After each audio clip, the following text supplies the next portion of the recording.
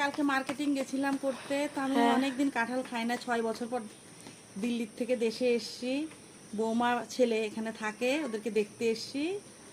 তো মার্কেটিং গেলাম, কাঁঠাল খুব ভালো লাগলো যে কাঁঠাল নেই খাবো।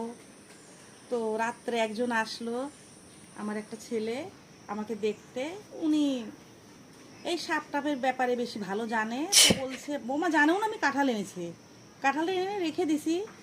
তো কাঁঠালের ঘ্রাণ পেয়েছে বৌমা। তারপর রাত্রে ওই বাবু আসলো, তো বলল তো যে কাঁঠালের গন্ধতে সাপ পোকা আসে। তা আমার খুব ভয় লাগলো।